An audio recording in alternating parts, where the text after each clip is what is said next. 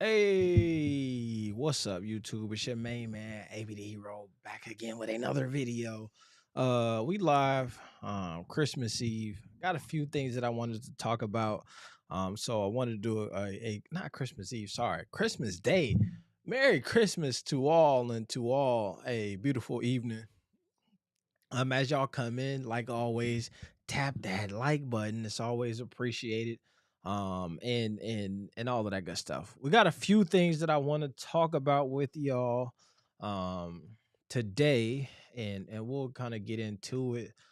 Just for prerequisites, I really want to talk about the NBO ones. We've been following the releases and the marketing behind Puma with that. I think there's some interesting stuff happening right now with the Morant and Nike basketball sneakers that are is pretty interesting. And then also Coach Prime, Colorado, and a lot of the media attention and things around that. I want to talk about all of that stuff. I was really impressed with my man Travis Hunter recently and some of the stuff that he did in order to leverage his own platforms to share his information. And to me, I think that that is so unique, and I love where the shift of media is and player empowerment is going in the short term. So I want to talk about all of that stuff as y'all come in. You know what I'm saying? Definitely jump in the comments or in the chat. Let me know where you tapped in from, and let me know if there's anything else that you want me to bring up or talk about. Where the music at? There we go. No. So we'll get into that. Let this play here. AB the hero. AB the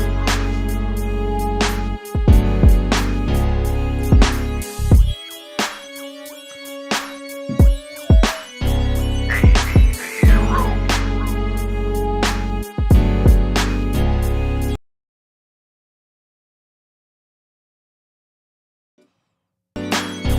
AB the hero. There we go. Hey, hey, hey, hey, hey, hey, hey, hey.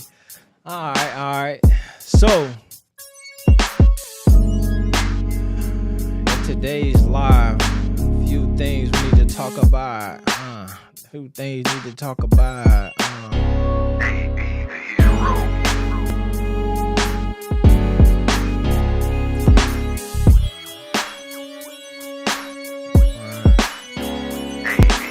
hero. AB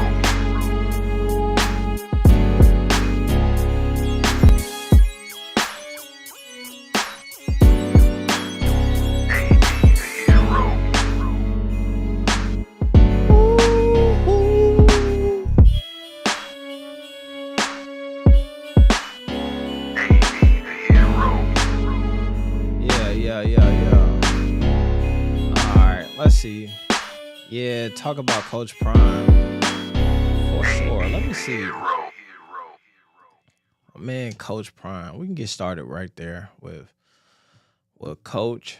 Um, I will say this: the Coach Prime situation is one that we've talked about a few different times, and it is one that just is such a dynamic situation. It's so intriguing.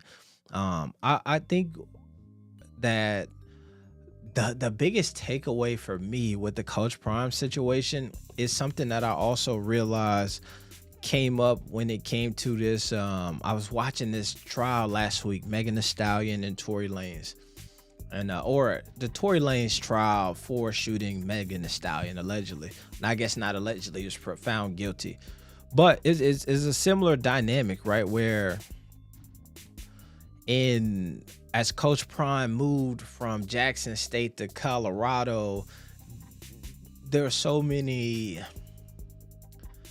there was so much criticism pointed towards him for being like, man, a sellout.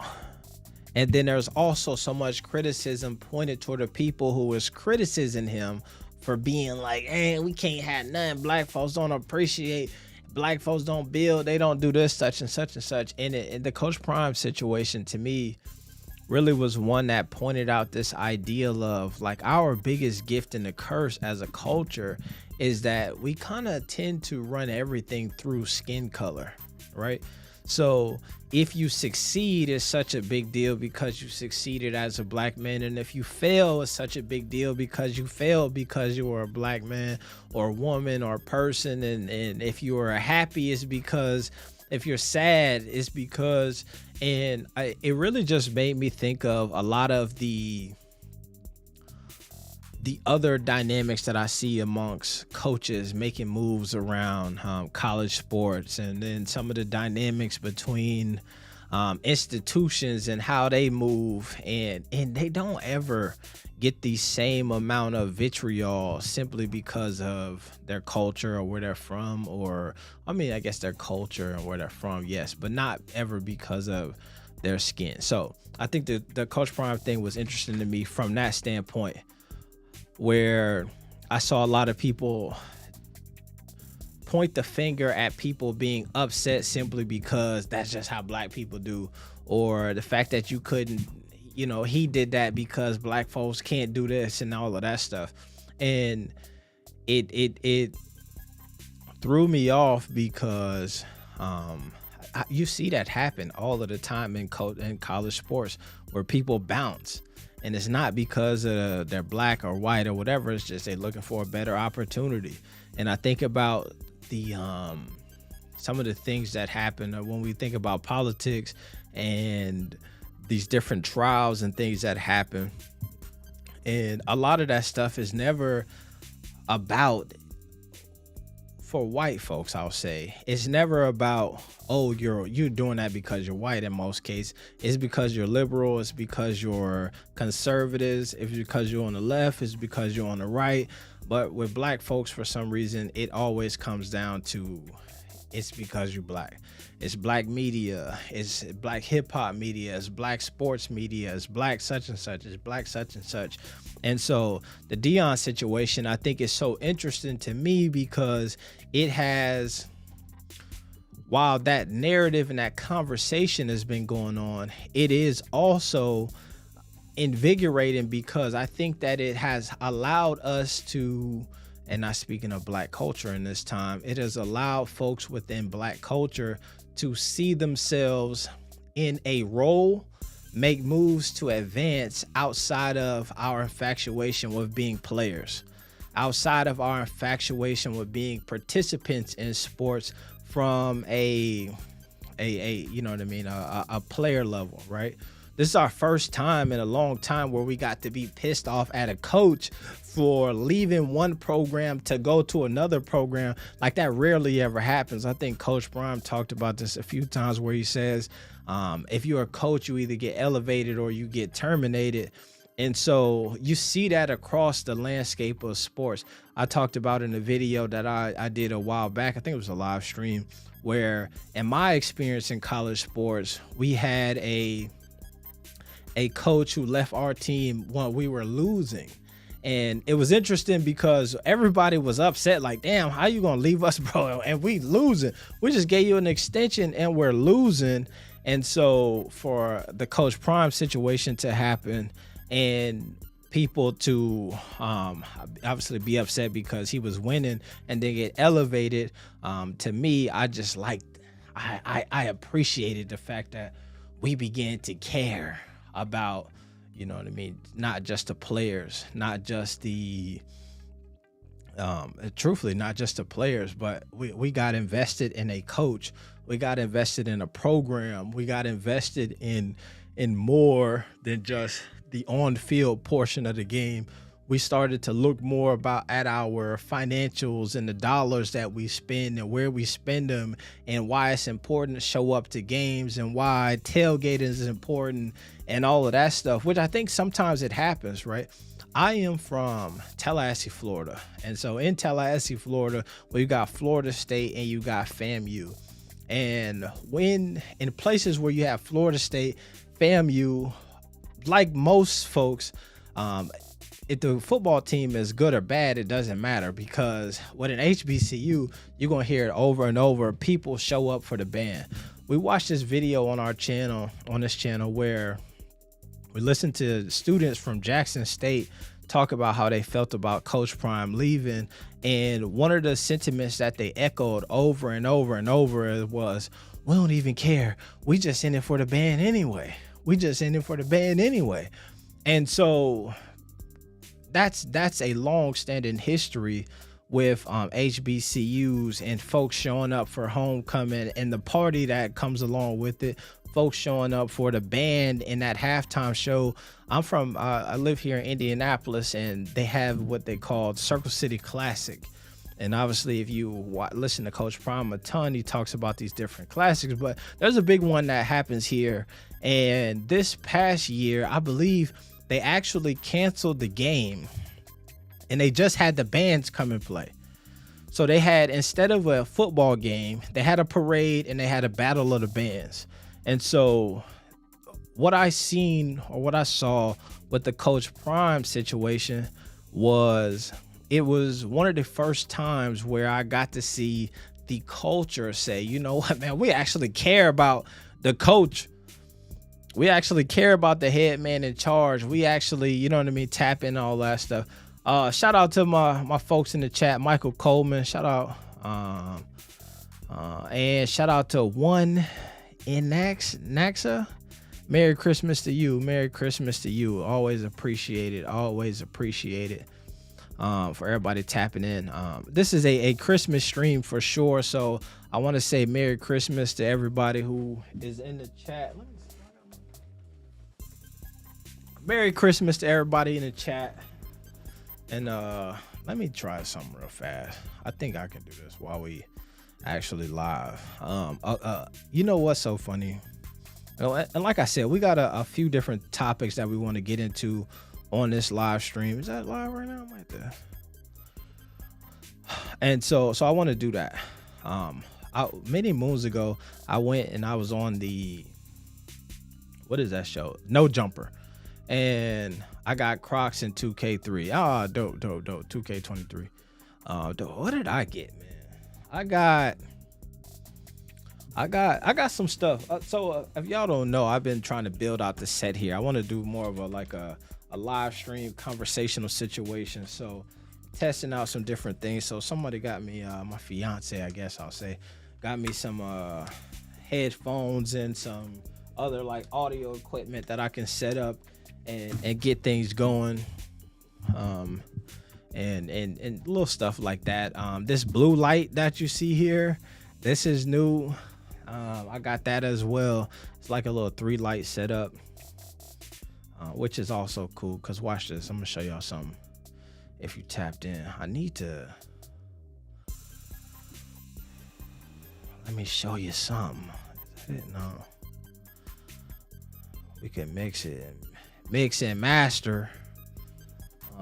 Yeah, so we could change that light, all that kind of cool stuff. But so Christmas was dope around here. We got straight in here though and started talking about Coach Prime. The Coach Prime situation, I'm so sad, man.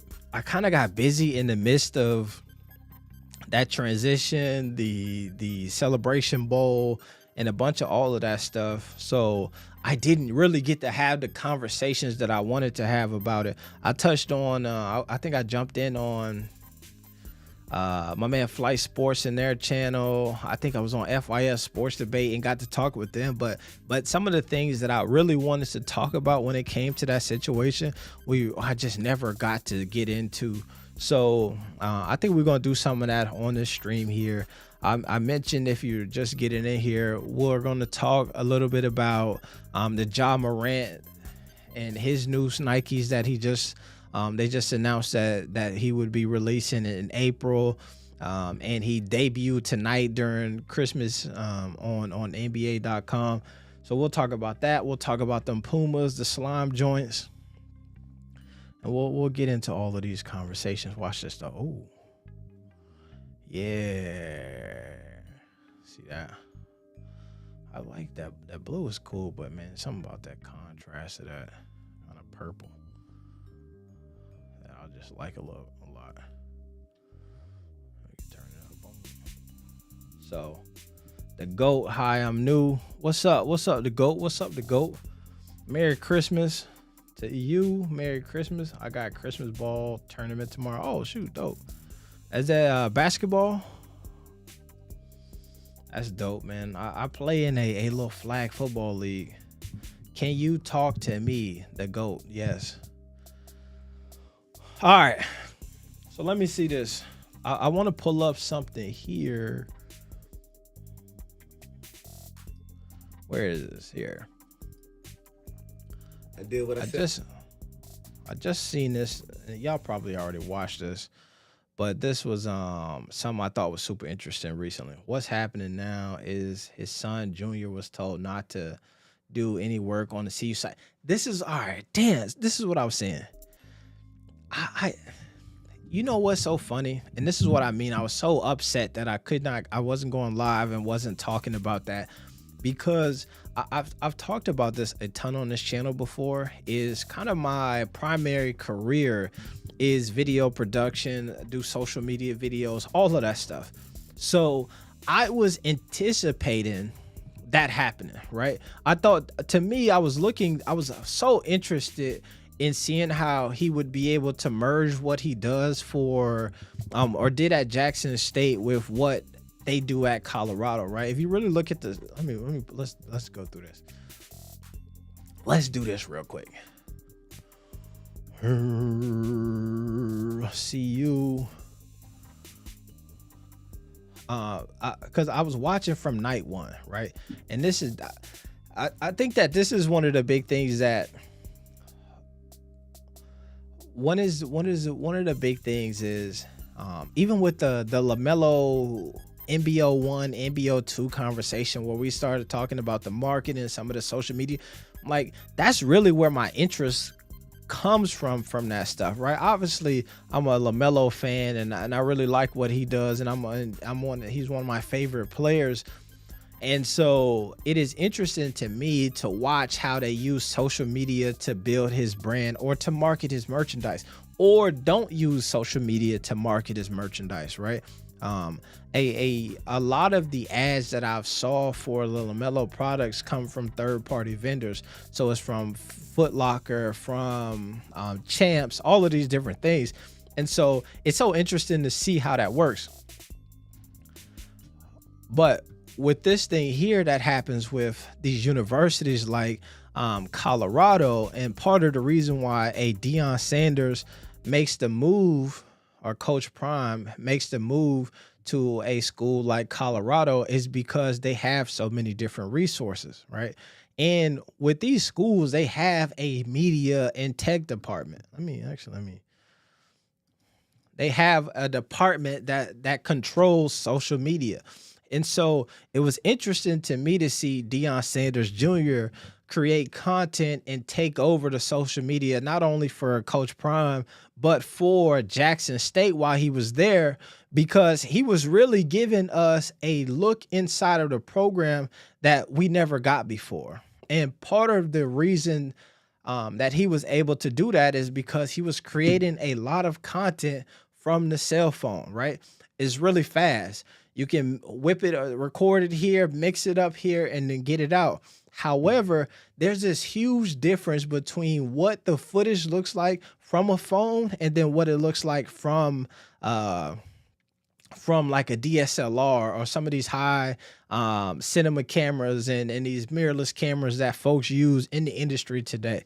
So I thought it was so interesting. I think they deleted it, to be honest, but the first post that you got from when Coach Prime was announced at Colorado, I could tell that it was my man Deion Sanders Jr. trying to elevate his style a little bit, right? He had kind of incorporated some other things. Let me see. Yeah, it's all gone. So the first post that Colorado posted was a video, and all right, I bet you it's still probably on Deion page. Let's see. He headed the Boulder. When you start to look at it, this is a perfect situation. Let me see. All right, let's see. CU has offered Deion Sanders. Wow, prime time, maybe headed to Boulder. When you start to look at it, this is a perfect situation. It's a perfect situation.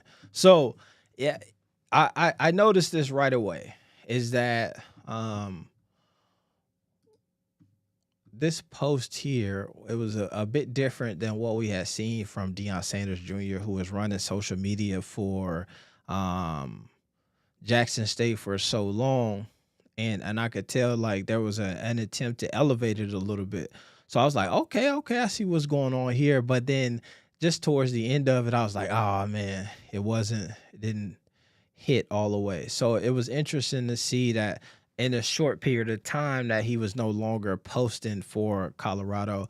And then I saw somewhere, I wish I had the video and all of that stuff, in which he was talking about they had, after a week, kind of took the reins from him. Let's see. No, so we got that one. Is this it? Oh, maybe this. Deion Sanders. Wow, prime time, maybe headed to Boulder. When you start to look at it, this is a perfect. I don't think that's it. It might be though. Let's just watch it. CU has offered Deion Sanders. Wow, prime time, maybe headed to Boulder. When you start Yeah, to that's look what I'm at saying, it, this is the- a perfect situation. The social media that they had going at Jackson State was busting. There will be no place that could offer more potential entertainment than Boulder next year. I want to see this program get back to where it used to be. All signs point to Deion Sanders heading to Colorado. Great hire for Colorado. I believe that Colorado will be a bowl team in his first But you season can leading see the Buffs. from this video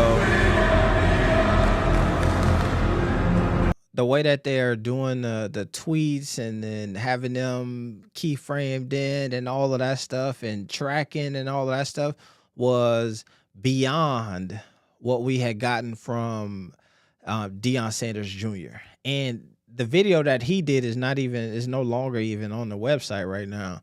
And so he did one and he had it mixed up with Scarface and all these other things. And so it was interesting. I will say that I geek out about that stuff. So watching the social and watching that narrative was super interesting to me, because I also think that this has happened to me before. Like I said, I do the social media stuff. And then so there's times where I'll be working with a company on their social content, and they want to make content that comes out on the schedule, right? They're trying to build followers. You're trying to build a brand. You're trying to build your brand voice. And so in order to do that on the internet, you have to make content that's educating and entertaining. So that's edutainment, right? And so with that, sometimes you really have to figure out ways that speak to people, and you have to be able to create storylines that resonate with people across the board. And oftentimes, a lot of these companies are so used to making content that they're then going to put ads behind, that they don't even really understand how to make content that resonates with the average consumer, right? That resonates with somebody where if you were not interested in HBCUs, if you were not interested in Jackson State, if you followed their social channel, they had so much variety of content coming up that like you would have to, it was easy to get allured into it, right? It was easy to follow what was going on because they would just kept hitting you. And a lot of these major institutions, corporate organizations, larger companies don't understand like that is how the internet works, right? Is that obviously quality will trump quantity over time for sure. However, you have to have a consistent level of content that really brings people in. And so sometimes consistency in a decent amount of quality will trump what you could do if you just post one really good video every blue moon. And then especially once you get to a point, once you got a ton of really good videos, you got more and more time between posts that you can do. But that's neither here nor there. All right, let's see. Social media on point. Let's see. All right, here we go. Studio Bajas, my man. been around for a minute. Coach Prime messed up when he lost the Celebration Bowl and his defense got torched. Being a defensive Hall of Fame, he should have a better defensive team. All right, yes. Here's another thing, right? You got Colorado, who is the SWAC champs, all right? And so one of the conversations that came up was, I remember I told you I was on these different live streams. I was not able to join, but I was on my man Flight Sports live stream, and I asked this question to the chat. Just typed it in. I said, do you think that the Jackson State team was distracted during that game, right? And everybody was like, no, ain't no about distraction. Like, they just lost. The defense wasn't playing good. The XYZ, the blah, blah, blah, blah, blah, blah, blah, blah, blah, blah. And I think that I probably misworded it. I don't think that on the surface, distraction to most people doesn't feel like the right word, but and I was thinking maybe it's pressure, but truthfully, I do think it's a level of distraction, right? Because part of the reason why your defense, let me see. Part of the reason why the defense in the Celebration Bowl was not jumping the way that it was supposed to is because a lot of people were worried about this move. I watched this video from Travis Hunter here where he is announcing where he's going. And in this video, he even talks about how days and weeks leading up to that Celebration Bowl, he wasn't even able to sleep. He was trying to figure out, where am I going? What's next? Where am I going here? Am I going here? Before he entered the portal. And so it was such a relief for him to be in. Oh, actually, it might not even been this one. It was the other video, I believe, where, let me see, where he talked about, where he announced that he was entering the portal, but not necessarily where he was going. I think it was this one here. So this is the one. It was after the Celebration Bowl, maybe like a couple days after. But in this video, he started talking about not being able to sleep, all of the stuff that was going on. And so when I heard him say that, it reminded me of this clip that I heard from Gary Vee a while back. Okay. And so in this clip from Gary Vee, he was talking about how there was a moment where he learned something really critical or important from a NFL coach. And he said what the NFL coach told him was, it was about the draft. And this is the thing that I think that hurt Jackson State.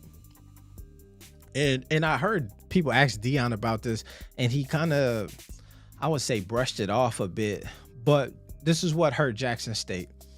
Is in the video I heard from Gary Vee, he's talking about how this NFL coach describes this time where he drafts a player on the board that is lower on the board than another guy who is available. So let's say at receiver position, we've got our number one receiver on the board available. We can take him, right? Talent wise. However, we ended up drafting a guy who is lower down the line simply because we think he's a better fit.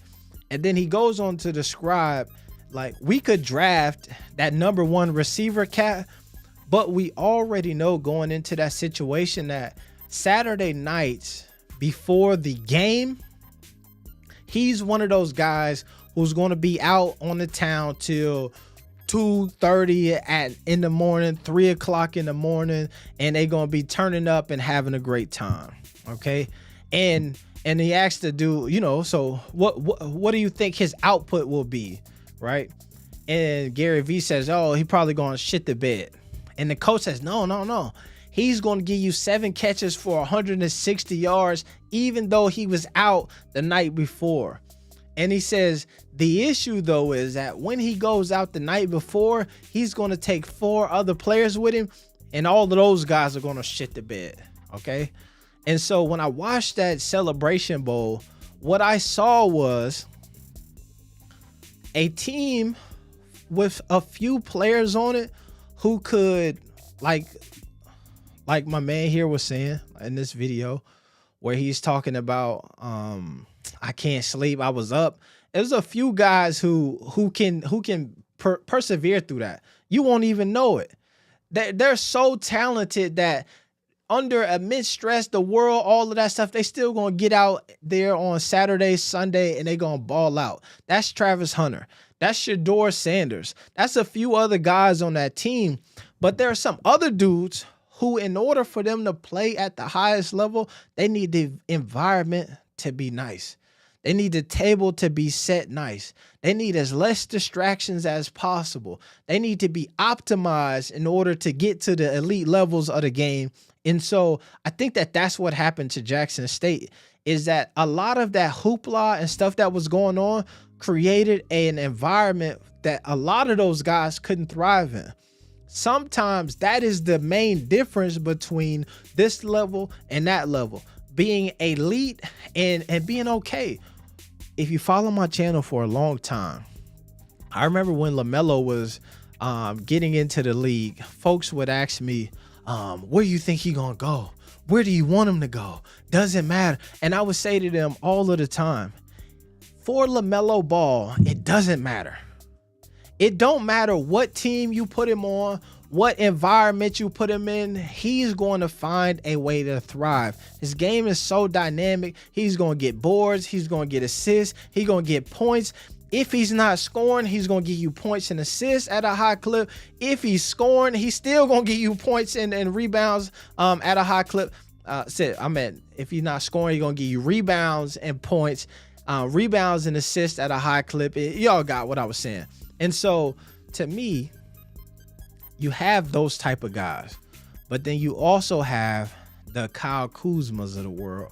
You also have what I would consider maybe the Draymond Greens of the world, who need to be in a perfect situation for them to be excellent and for them to go to the next level. And so I think that that's what you got. So for me, the Deion situation or the Jackson State, the Celebration Bowl probably did fall on the defense, but also what I was made aware of is that they had certain guys on that squad who didn't even play in that game because obviously Coach Prime had left, and then people were trying to figure out what they should be doing next. They came back curfew late, they got suspended, weren't able to play, and those were some of the key players on that defensive end. So it was interesting to me. Interesting.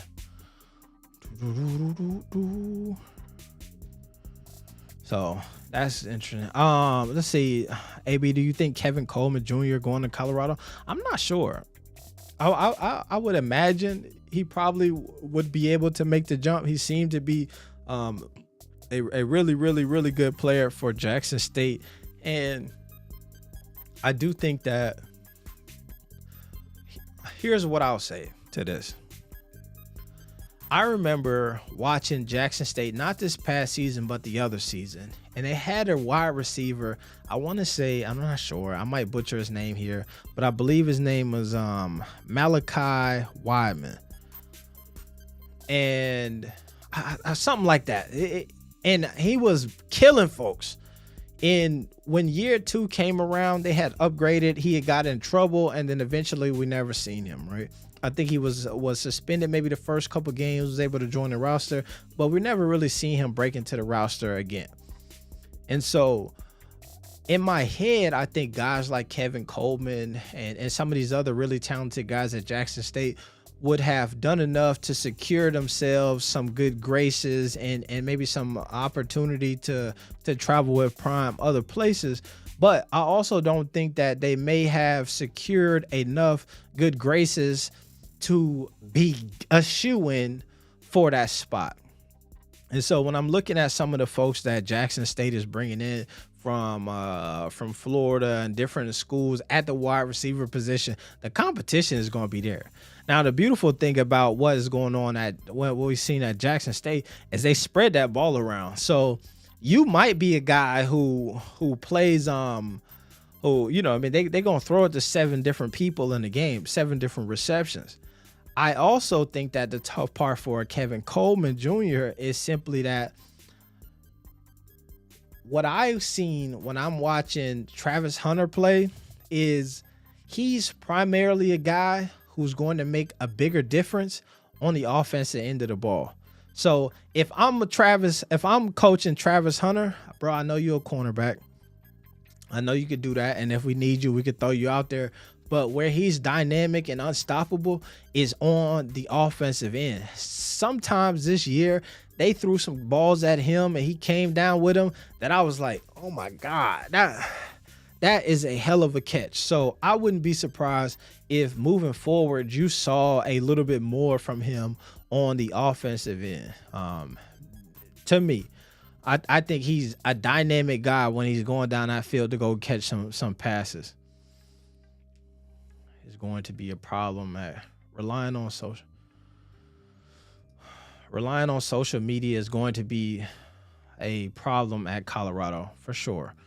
I think that there's some cultural I seen right away as well, because I be tapped in with their social media, some of the cultural nuance differences that they'll probably experience with having a guy like Coach Prime at the helm at a Colorado.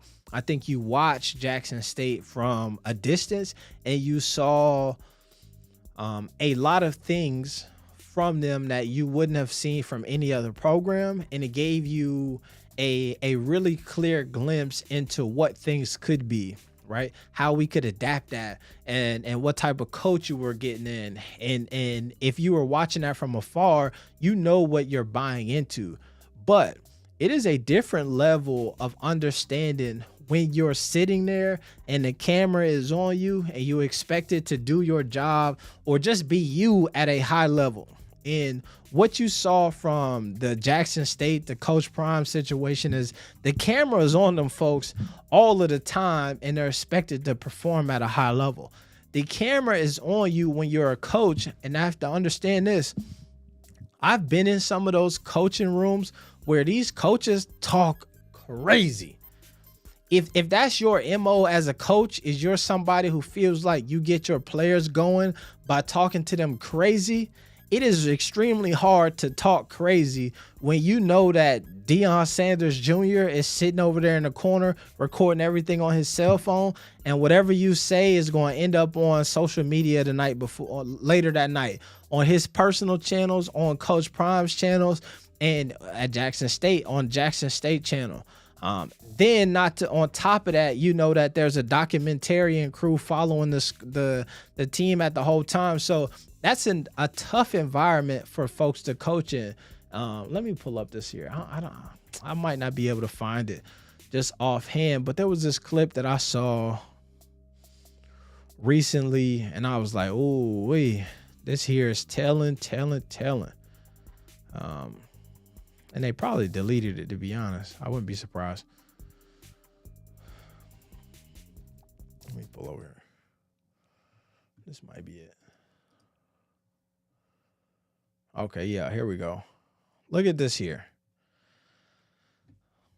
My man Deion here is getting into it. He jamming, having a great time.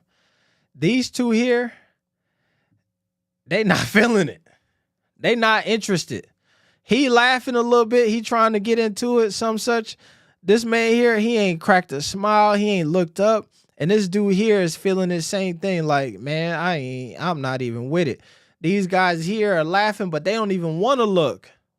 They back here like, damn, we going to get in trouble if we look too hard. And so I saw that watching it right away. And then I read this here, and it says, signing day vibes. It's early. Let me see. It's not. Oh, I wonder if he took that out. All right, let's see. Please know that every coach in this room I chose. I don't need them to dance with my joy and love for life, but I do expect them to coach and develop these young men with a passion and purpose. I sell that to say, I think that folks in there realize, damn, they look sick. They look sour. And my man out here being himself, jamming and jiving. I don't want to say that. That's the poor connotation on that word. My man out here dancing and having a good time, loving life and all of that stuff. And these folks in the behind the scenes are looking like, damn, we don't even know what's going on. And it's so interesting because everybody picked up on that. A culture shock, leader of men. They either get right or get left. Hey, you crazy, just a fool. They ain't passing the vibe check. The ball head coach ain't even looked up once. He not here for the shenanigans. The two to the right are not passing the vibe check. So we could see it. It's obvious that there is going to be some cultural changes that has to happen with this program in the long term. And to me, I think that this is interesting. I have consistently been one of these people who I would say I'm more interested in these nuances than I am of like the game. I think the game matters, right? I think the game matters 110% because in order to be able to do all of that and have a good time, you also have to be able to win. And so it matters, but it's something that is secondary, right? Because a lot of what happens with a guy like Coach, winning matters. It matters. It's the same thing with a guy like Floyd Mayweather. That's what makes him so unique. Conor McGregor, when he was on his run, is what made him so unique. It's what made not Antonio Brown, AB, the other AB. Damn, boy, I can't even think of my boy's name. Let me see.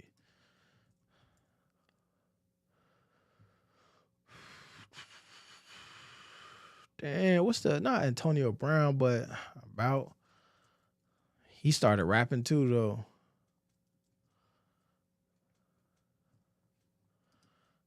About Billions Productions. Let me see. Adrian Broner. That's what I'm thinking of. Adrian Broner. That's what I'm thinking of. My man here. Let me see. Adrian Broner. That's the one. That's what separated Floyd and all of these guys from each other is that the promotion is there, right? Being able to talk that trash, being able to get people interested in what you're saying is one thing, but you have to then win on top of that in order to make them stick around, right? You have to win on top of that in order for them to respect you, in order for them to be like, oh, hold up. I see what's going on here. This dude is talented, right? That's what made your boy Conor McGregor, and that's what made Floyd so crazy dope. And that's what makes Coach Prime and what was going on at Jackson State so interesting is because you got a lot of the inside information. You got to follow them around what they were doing and all of that stuff. But you also seen them be really successful. And so some of the biggest hits to what they had going on there was those losses to those in the Celebration Bowl to those MEAC teams, which is crazy for me because I said this before. I grew up in Tallahassee, so FAMU was in the MEAC for the longest time, and so to see them switch to the SWAC and then people be like, "Damn, the SWAC is and MEAC is still the toughest conference," kind of blows my mind a little bit. DNI's sat down some of the players because they felt the type of way, so he benched them.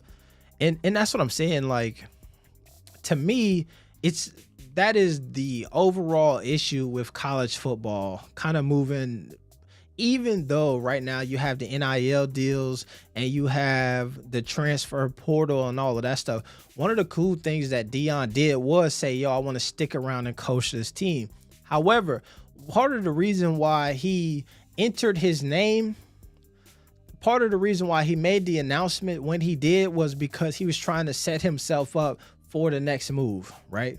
He was able to hop on a private jet and go back and forth to Boulder, Colorado and Jackson State when they had free time.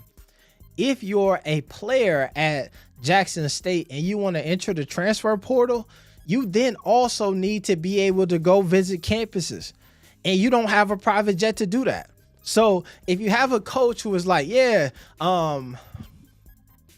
you just wait, like you saw with Travis Hunter, he waited until after the Celebration Bowl. Saw with Shedeur Sanders after the Celebration Bowl. But same thing, Shedeur and them was on the private jet and all that back and forth. So just an interesting dynamic, right? It's the power struggle of being a coach in college football and then also being a player. You are always at the mercy of the coach, which, I mean, obviously that's just part of it, but they will never ever really be able to get an equal power structure at that level because they feel Deion let them down. I wouldn't be surprised about that. I agree. I would. I'm not saying that he let them down, but I understand why they would feel that way. They need no cameras around all of the time. He was listening to MC Hammer. Shucking it. See, I wasn't gonna say that. Hey, Queen City Hornets in the building. Hey, it's been a minute, but we in the building, as AB says. Big facts. Broner looks like he got beat up too much. He probably did, but that was the interesting thing about him is if you watch the boxing, he just never let his hands go. And so you let your hands go, you know what I mean? He was trying to be Floyd and be a defensive juggernaut, but the thing is Floyd was punching people as well. I'm back. I had to re-find you. Appreciate you pulling back up. Appreciate you pulling back up. Let's do this real quick because it's something I should have been did. I don't know. The Deion thing is so interesting to me. I watched all of the post-game press conferences from the Celebration Bowl, and man, it was so damn good. So good. So the storylines that was created about that. Here's what I'll tell y'all this. And then you can, I think that Jackson State losing in the Celebration Bowl saved what little of the HBCU movement that Deion created that could have been saved. So there was so many people who were interested now in this HBCU and starting to galvanize around it. And I think that Jackson State catching that L really helped HBCU football in a way that people who were trying to really support Deion and back his decision to leave were killing it. They were killing it. People were trying to come up with every reason why Deion Sanders leaving just made so much sense. And each one of those reasons were how bad HBCU football was. How the players not right. I heard people try to discredit, man, Shedeur Sanders so good, but he ain't playing against nobody. Travis Hunter so good, he ain't playing against nobody. They just saw all of this stuff, and then you get him out there and they play against a team and then get whooped. And so it does something for that argument. It's so hard to say they don't have this, they don't have that, and then you look at a Jackson State and say, man, they so far ahead of everybody else. However, they just got beat by a team who had 2 losses and they were undefeated. It to me, it saved a lot of the narrative that was being created. If Jackson State would have won that game, folks would have just buried HBCU football. It ain't even close. Do you see how Jackson State played and they didn't even have all of their players? That would have been such the narrative. And so there's a part of me that was, when I'm looking at the different storylines that came out of there, there's a part of me that was excited that was one of the storylines that came out. Is I got to watch the opposing coach have a moment in which he had to really like stand on his own and be like, yeah, we do this. Like there is some talented programs, there's some talented coaches, there's some talented players that will still be here once Deion is gone, once Jackson State has shifted and figured out what they had to do. So I don't know, it was interesting. I think that I understand why most people would say he shouldn't have coached in that game, but I also like the fact that he did. I think that there is so much of this thing this is all about the culture. This is all about, you know what I mean, up next and trying to build. And so for him, it was, and this is really why I think he coached, and I think he might even alluded to this at one point. is that he probably truly coached in that game simply because his son was still the quarterback and his other son was on the defensive side. And Travis Hunter was there, who is like his third son. So for him, it's even more vital for me to stay, because not only am I leaving that program, I'm abandoning my sons. And that's just a bad look. So he was going coach in that game, or forces his, you know what I mean, request that his sons not play. Which is interesting to me now that I think about that and say that out loud, because when I really look at let's say some of the critiques and criticism that folks might have on my dog LeVar Ball for making certain decisions, I think that the ideal of I'm my kid not playing unless y'all do what I say, like, it is one of the tactics that he would have used at some point. Oh, y'all don't want to let him play. We gone. And so that's what Deion did. I'm taking my kid from here and we going over to, and so I don't know. There's some similarities there. I think it destroyed Deion's vibe. He was acting like he already won and exposed his coaching weakness. I think it definitely destroyed his vibe. But I was like kind of I was saying earlier, is that it's this power dynamic that happens in coaching college football. And you have to assert your power at times over these players.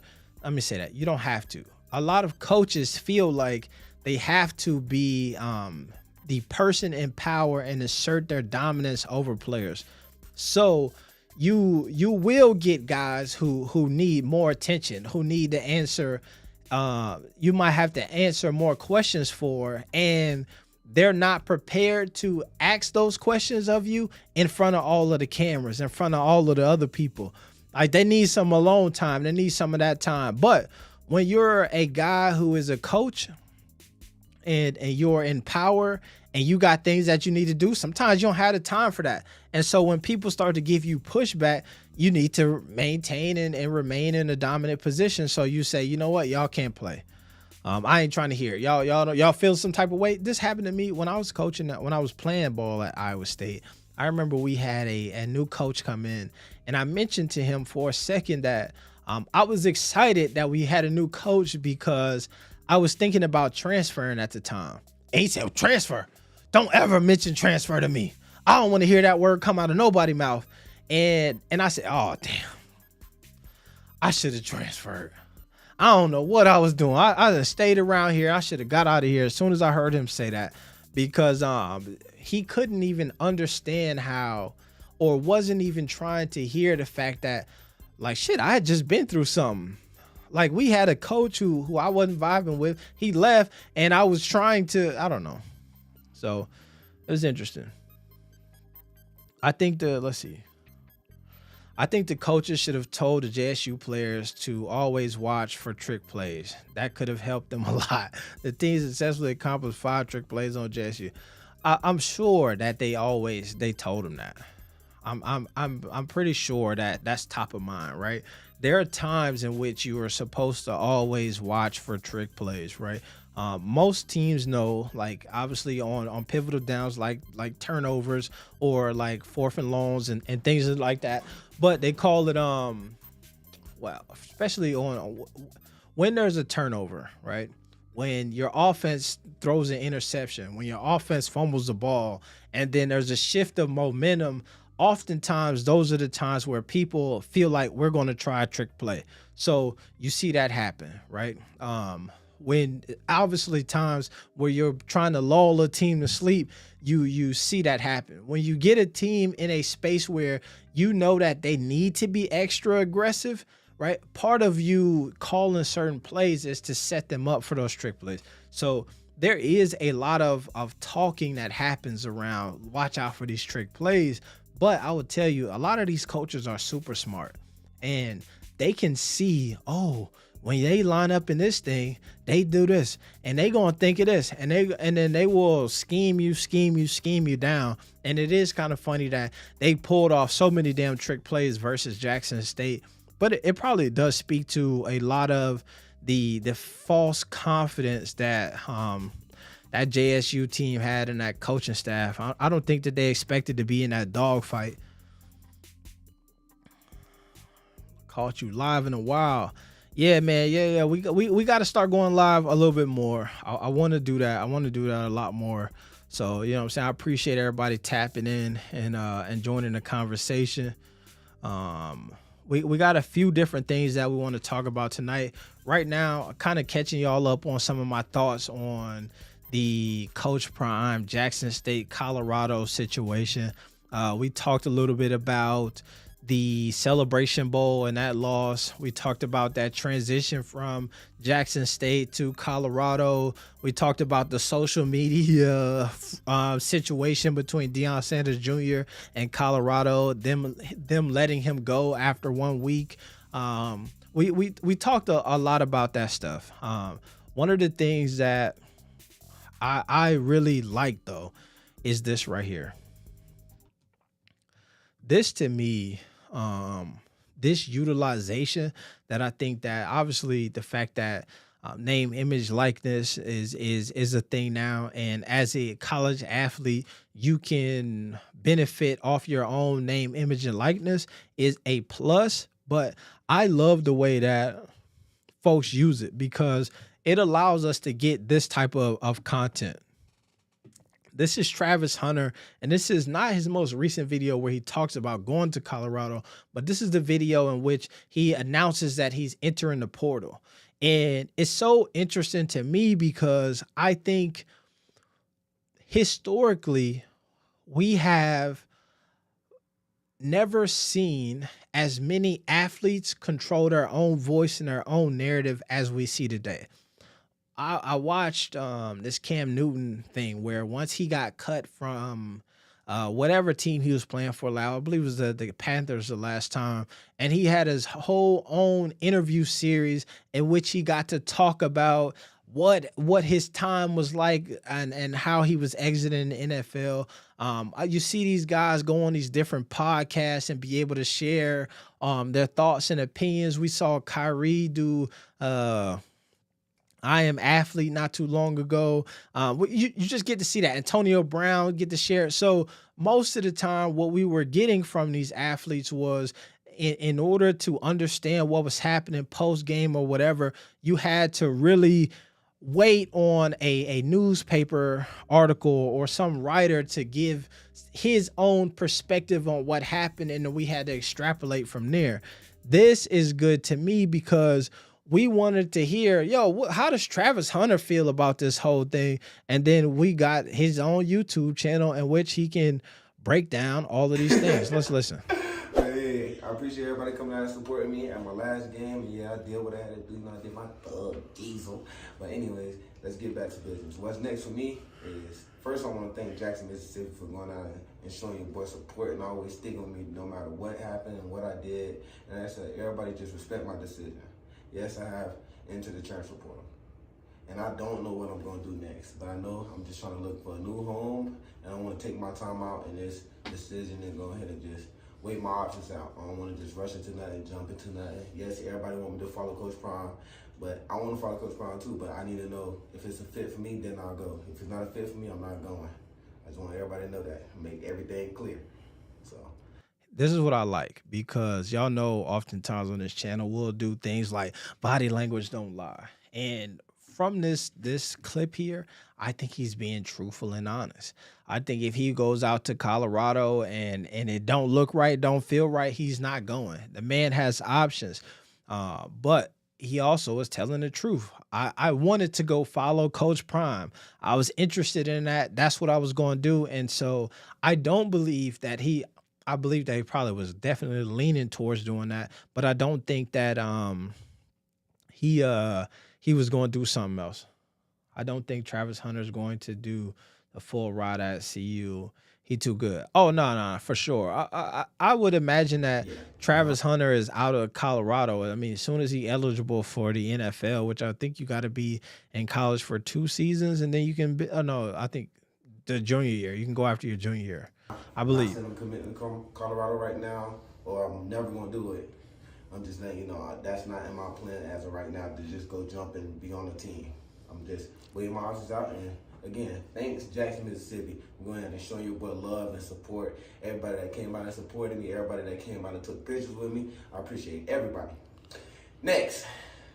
Yeah, I don't know what's next. For real. I've been thinking about this hard, long, this whole week, and since Coach announced that he was leaving, I just been thinking about this hard. Some days I couldn't go to sleep. Some days it was just hard on my mind. I just ain't know what to do. But as a This is what I was talking about earlier. Is this when I seen this clip, I felt like that was interesting because oftentimes we just look at the game and you look at the X's and O's and you say, man, they couldn't stop the run. It was the trick plays. It was such and such. But if Travis Hunter is telling you, I was up nights and I couldn't sleep ever since Coach Prime announced it, and he probably is the one with the outside of Shador, has the most opportunity to be a shoo-in to go anywhere that he wants, and he is stressed out and can't sleep. You can only imagine how some of those other guys are feeling, right? Some of the guys who, imagine if you're this dude who you had some really big schools or some great opportunities on you. I don't want to say really big, but maybe you had better opportunity for you or a larger program than the Jackson State, and you decided to go there because Coach Prime was there, and then for some reason or not, you didn't play. You came to Jackson State because Coach Prime was there. You were a 3-star, 2-star, whatever. Maybe you had some other options, but you went there and you didn't play. Now, all of a sudden, he says, yo, I'm dipping, and the game is coming up, and you thinking to yourself, damn, wait a minute. I ain't even touched the field yet. I took the red shirt. They told me I needed to get bigger. I could have been over at FAU. I could have been over at Mississippi State. I could have been at Southern Miss, ULM Monroe, Tulsa. And so now you wondering like, damn, I wonder if my options are still open. The interesting thing about that portal is everybody who go into it don't come out the other end. Talking with my family and doing what I had to do is the best decision for me was to enter the transfer portal because that's what I needed to do. But anyways, that's just what I had to say for y'all and let y'all know. Yes, I have entered the transfer portal, but I don't know what's next. Goodbye. See y'all later. Here's what I'm telling y'all is my man is coming up too, because as we'll see, this was the one where he said he was entering the transfer portal. But you go over here to this video that has 661,000 views on it over a couple of days. Let's see, 3 days ago, 600, number 48 on trending. And you start to see why my man is... And you start to see why my man is on social media. He's securing the bag alert. I remember when this was going down, I was watching. Oh, look at this. This is even crazier now. Before he announced this video, kind of the story behind this is he took the Instagram and said, once I hit 100,000 subscribers, I'm going to... I wonder if I get that. He said, once I get 100,000 subscribers, I'm going to post where I'm going, right? And so he was, at the time, he had 70,000 subscribers. This was 3 days ago. In that time, before he made the announcement, he went from 70,000 to 105,000. Then he landed right now at 118,000 3 days later. So that's damn near 50,000 subscribers in the course of 3 days. That's why he posted on social media, because that is tied to a bag on the other end of it.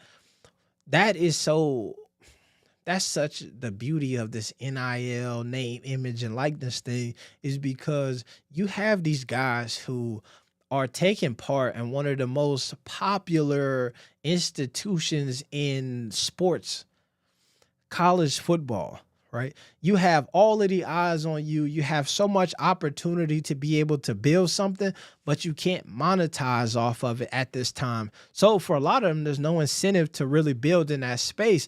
But now these guys being able to leverage this, man. You're really creating an opportunity for you to set your family up for a long time simply off of this YouTube thing. We see guys like Destroying, who has leveraged his YouTube channel into a multi-million-dollar business and started that on the back of being a college athlete. But you know what I mean? It's taking things a different way, but it's kind of cool. So let's watch this one here. I was gonna do. It's your boy Travis, and I'm back with another video. You know what time it is, man. I told y'all boys, give me to 100K. Y'all did that. Got me to 100K. Thank y'all, and I appreciate y'all. Everybody that's coming and support. Make sure y'all stay on the channel, man. It's not that hard to go ahead and do. Like, comment, and subscribe, and pay attention to the videos. You know, I be putting hard work into this work sometimes, but yeah, you know, I just try to keep y'all boys entertained, keep my fan base entertained. You know, I'm just doing what I gotta do. Yeah, so y'all came here for. My man, let me see this here. I'm pausing. Here's the thing. It ain't never been about football. The ideal that it's about football has always been it's been, what is that game called? 3-Card Monte. It's the shell game, right? You had a coach in front of you. You have the athletic director, the general manager, and they're telling you it's all about the game. Don't worry about the bread. The bread gonna come. If you don't, the sneaker deal, don't. And at the end of it, we saw them flipping the cards up, and when you're focused on the football, you lose the bread. And so, I don't know. That, to me, I think that's the difference between then and now, is that they tried to make it seem like in order for you to get the bread, you only had to focus on football. And if you spent time trying to focus on two things, that you wouldn't be able to secure the bag alert. And so I think that we're seeing now a lot of these cats are able to do school, secure the bag, and also do sports. Because now sports do take up a ton of your time. As a college athlete, being able to get up and go to work out and then go to class and then go to practice and all of that, that's a tolling and gruesome process. But the beauty of being able to sit in your bedroom and make a video that's going to garner you 660,000 views is a big deal. Because let's see, will it show us? Let me see. Here's what we're seeing. Watch this screen here that's loading. Da da da da da da da da da da. It's gonna pump up. Here we go. Come on, you could do it. Any moment now. Let's just refresh. Hopefully we get it. I did what I said I was gonna do. So I'm signing right now. Signing right now. That's dope. You can sign from the phone. See, I thought it was gonna give you that. Sometimes they'll give you a like, you know what I mean, how much you probably made off of this tool. But we ain't getting it here. Let's do this. Let me see. What's the name of that website? Let's do. Ball Bros got social media followers from winning games. This other stuff. Whack. That's not true either. Well, I'm going to say this. Let me see. What y'all think about Travis said when he reached 100,000 subscribers, he will announce where he was transferring to. He was at 73,000 subscribers. Yeah, it took only 2 hours. That's what I was saying. We talked about that. I think that's dope. To me, I think that's some of the coolest stuff ever. That's being able to leverage the eyeballs that are on you and turning that into revenue for you.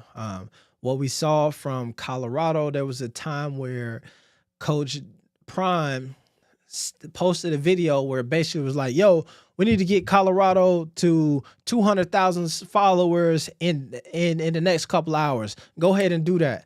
And posted it, and then we saw Colorado Instagram, I got it pulled here, get to that 200,000 followers. They were not at this much when he took the job.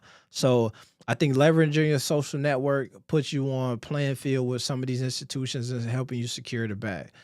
My man here says the Ball brothers got social media followers from winning games. This other stuff is whack. Truthfully, if you go back, part of what allowed them the ascension that they have is not only from winning games. There was a lot of hype around them being one of the best teams. However, you could go to, let's do here. Let's go. Ball Brothers Instagram or Vine.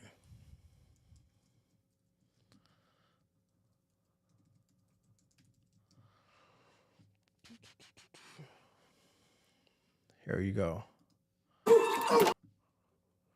And so this is young LaMelo, that's Lonzo, that's Jello and them. This is them heavy on Vine many moons ago. So you see a lot of what that's Melo young. And so look at that. There go the grandma. I don't know who that is. Is that Lon? But so I said that to you to say that this is, remember the Kool-Aid Jammers video? There go Eli, there go Andre, all of them stuff. So the social media stuff, it's the same thing about the Floyd Mayweather thing. Floyd Mayweather is the richest, most wealthiest boxer of all times, not simply because he just hasn't lost. It's also because he talked that talk and he walked the walk. He talked the talk, get people interested, they click, and then he gets on there and win.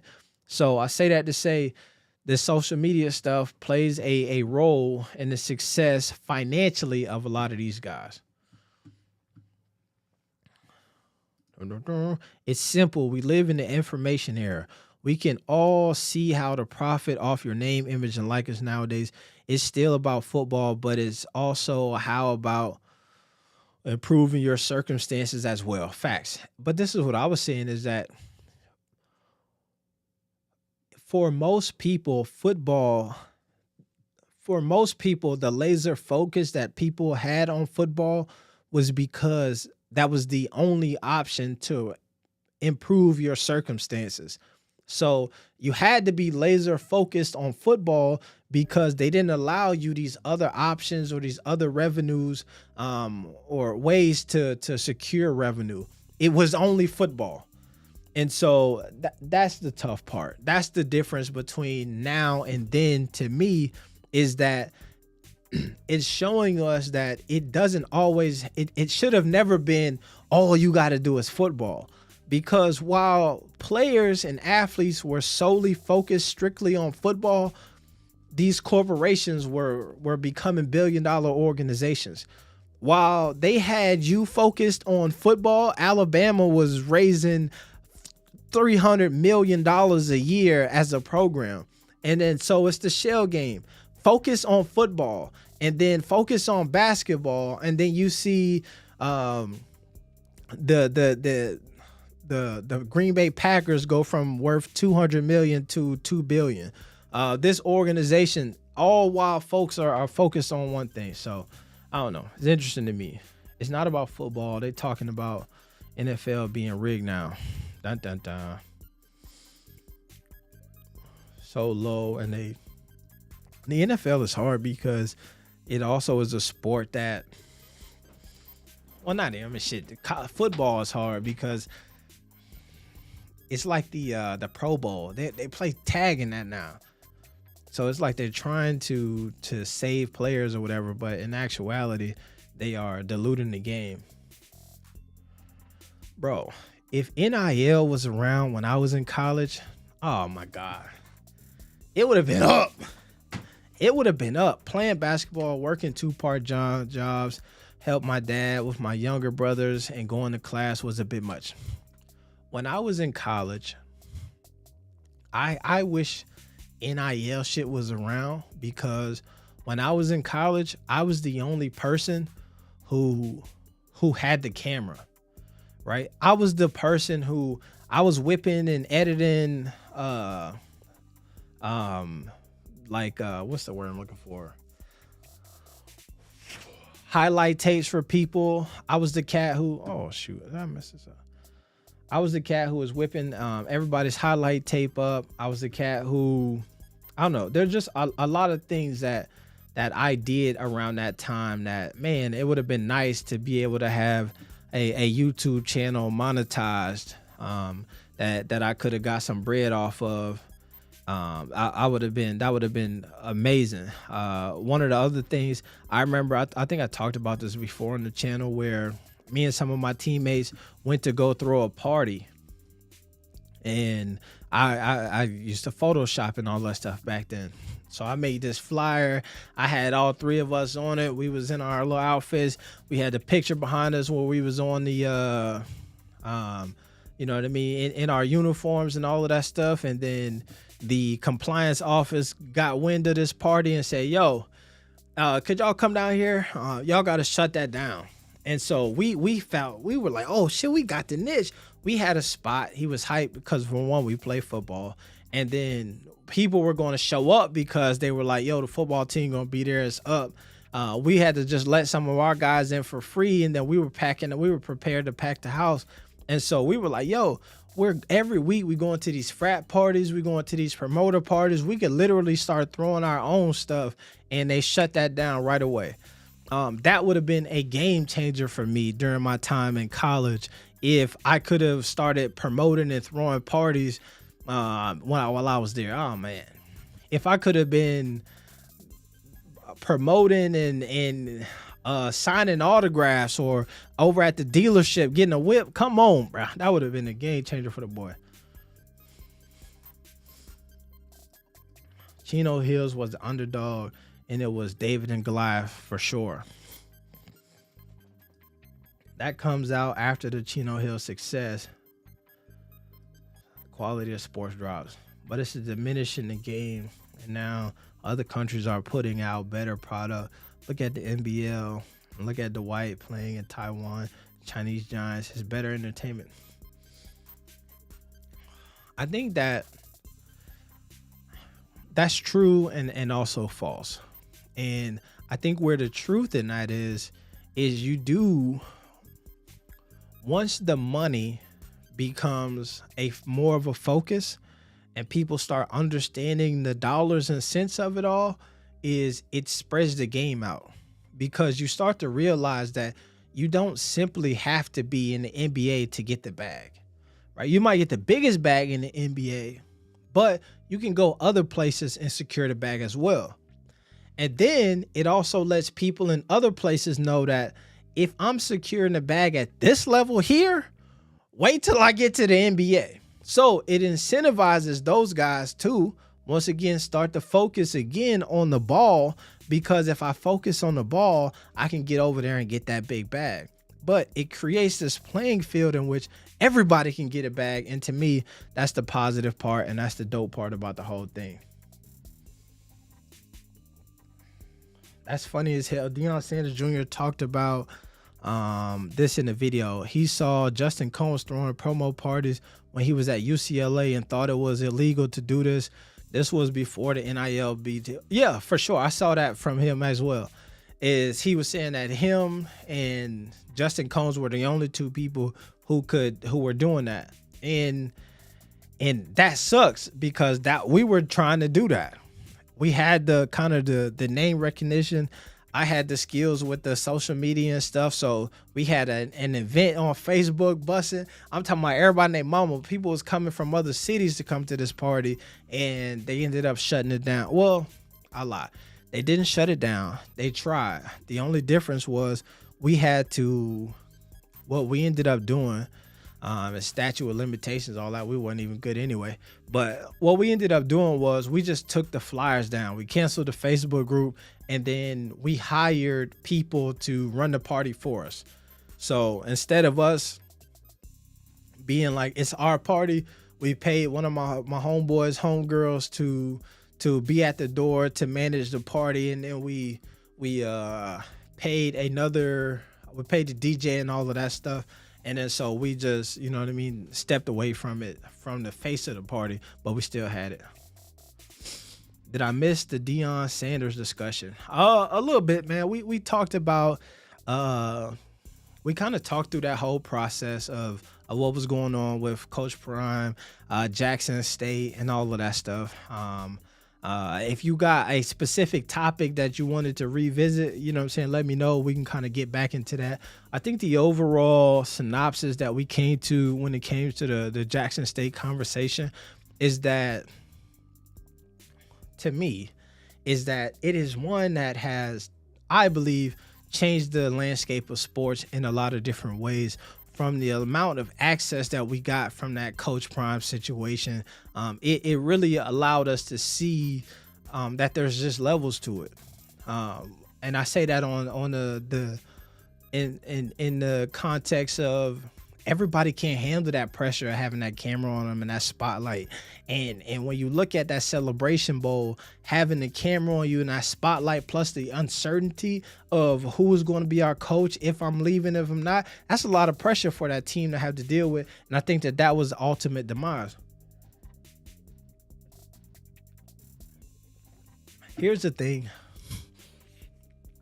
that I started off talking the video about, that I started off talking about at the beginning of the video, and then I'll end with this point, and then we'll kind of transition to another topic, is this. The most interesting, or the biggest takeaway, or the thing that I felt like exposed the community the most with the Jackson State thing, was the narratives that began to come out after Coach Prime announced that he was leaving, right? There was this narrative of Coach Prime is leaving, he's a sellout, and a lot of folks attributed that to, man, black folks can't have anything. They always jumping ship, getting the bag, getting the money, X, Y, and Z. And then on the reverse side, the people who were critical of Coach Prime, they also got this critique of, damn, the black folks, that you can't ever please them. You can't do this. They don't, how could they be upset at him for doing this thing? And so for me, what I realized became the problematic thing is that we typically have this, and I'm doing it now, but I think that this is something that like is a standard, and it's a brainwash for us, that we run everything through the ideal of blackness, right? When I'm looking at that thing that happened at the Capitol, right? Folks said right wing, left wing, conservative, liberal. Everybody has all of these labels, but when it comes to black people and our decisions, it just always ends up coming down to blackness. And to me, I think that that's a crutch, or that's something that is crippling our community, is that we need to be able to differentiate between somebody who thinks one way and somebody who thinks the other way, and it doesn't have to come down to blackness. And that's what I wish that we could take from that Coach Prime situation, is that when you look at the coach over there at USC, I believe Lincoln Riley, he was at Oklahoma, was doing pretty good, left, took the quarterback, damn near got them into the playoffs and all of that stuff. Folks didn't say, bro, he's just a white boy trying to do white boy thing.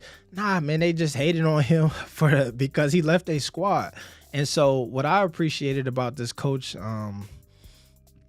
this thing with Deion, is I felt like it really gave us an opportunity to just be football fans.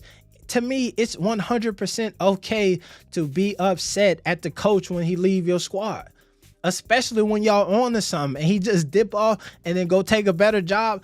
That's part of sports. Yes, man, we don't like you. You can come back in a couple years and then we'll celebrate you and all that stuff. But for right now, we hurt. We don't like it. To me, I love that stuff, man. I think that that's part of the game. And I like that we began to care enough to have that gripe. And because I think that for a long-standing time, our infatuation with sports has become through the ideal of we're chasing the bag, and that's our way to get out. So we follow and like players as we transition from this ideal of, man, that's our way out, that's our way out. And so when I think that you see guys be in the coaching ranks and then make moves, and you see guys in the administration, and we start to talk about how important it is to have certain administration and all that, and we care about these things on another level, I think that this was a good gateway in order to get our community to care about the game on a deeper level, outside of just the actual players and the band, but also the economics behind the game. True. All right, let me see. True, I'm alum, and I was at that game. We were definitely not on our A game because of distractions. That's what I'm saying. Distractions are tough, and people don't want to give credit to that. Sometimes people overlook those things, but the biggest thing that I learned when I was in college is that it really showed me how much I cared about the game of football, and how in times where the game for me was in jeopardy, it depressed me in my regular life. I was upset walking around school because football wasn't going well, right? I remember I was talking to one of my tutors, and I was struggling in the class or whatever, or just to get there, be motivated to do it. And I'm like, yo, I understand that y'all want me to really focus on this stuff, but yo, I'm here truthfully because of football. That's what I'm focusing on. So when that's not going great, my enthusiasm for a lot of things was also off. Let me see. Yeah, I hate that the narrative was put out there like that. He controls the narrative though, and it's smart to control it. I hate that they think we are ungrateful, for sure. And this is another thing that came up is this ideal of, I appreciate that too, that we're in this climate in which we control the narrative. The athletes control the narrative so much more. It's so easy for one of them to have something happen and just hop on Instagram and make a video and to explain. We talked about the thing with Travis Hunter, where he got to announce that he was going to Colorado, that he was entering the portal in his own platforms, and was able to monetize that. Where historically he would have called it 24/7 Sports or Rivals or ESPN, and they would have monetized that through an article. But now he drops a video, and they have to link to that video because that's the source, and it's just cyclical. But AB, they got Dion like he was elevating HBCUs when he was not. But so, and I think that's also the hard part, right? Is that part of the story that was coming out was, he was elevating HBCUs to this next level and all of this stuff. However, and this may be like we talk about controlling the narrative and all of that stuff, from what I gather and what I assumed what was happening, because we realized that this was Dion's, Coach Prime's first head coaching job. I would not be surprised if he went into it with the grand idea of being able to elevate things, but then realized that you need to have more on board than just a really good football team. And also it takes time. It takes more than 2 or 3 really good seasons in football to jump a program from 1AA or 1AA to Power 5, right? And I heard them mention this before, like it's not even just like our football team is Power 5, but our basketball team is still FCS. No, the whole school is jumping into these different conferences. So it's just an elevation. So I think that maybe somebody hyping at the beginning might have been through ignorance. And then once he realized that, some of that shit that I was talking about can't happen, I think that he might have shifted and dipped out after that. So I don't know. To me, that's what I think.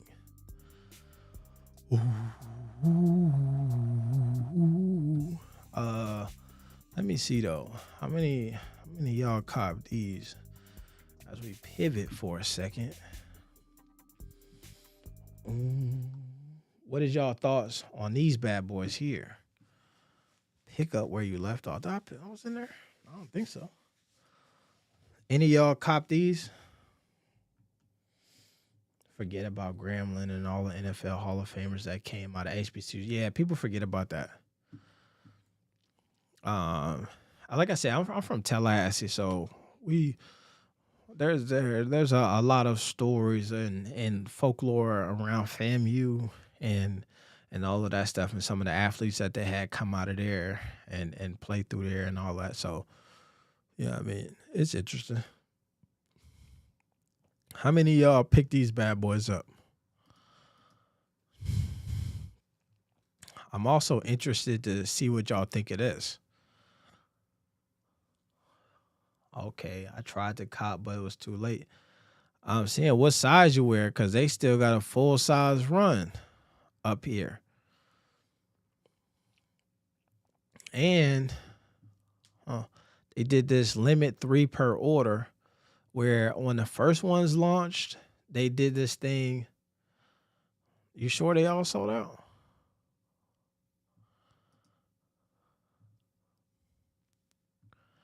Nah, they not sold out, bro. I thought they were going to sell out because I thought people were going to equate these to the Rick and Morty's, and they didn't. So here's the thing that pisses me off about sneaker culture. All right. Here's what makes me mad about sneaker culture is every time that I'm anticipating a shoe being a hot commodity, so I'm going to get it simply because of the hype, nobody likes the kick. It doesn't do what it was supposed to do. And every time I look at a shoe that I probably could have got, and I'm like, hell no, I would never. The shoe ends up being a hot commodity and then goes over resale and all of that stuff. And I should have just bought it because I could have sold it even if I wasn't going to wear it. With these shoes here, I was thinking, yo, the Rick and Morty's came out last year, and I was like, a green and a red shoe. I'm not interested. I don't want it. I couldn't even wear it. Where am I wear that at? And then come to find out, those shoes tripled in value as soon as they sold out. So I'm looking at the slimes, and I'm like, okay, Nickelodeon, maybe that's the vibe. People like the LaMelo sneakers when they have some type of collaboration attached to it. And these seem like they sitting. So I don't know. What do y'all think? I gotta stop trying to play the market, and I just gotta go back to getting what I feel like is only worthy of getting. However, that brings me to this point that I want to show y'all some real quick. I don't know if I posted it, but I'm gonna post it, then I'll pull it up on the screen.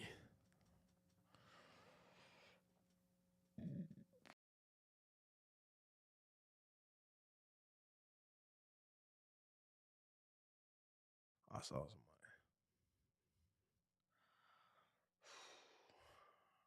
Let me see. No.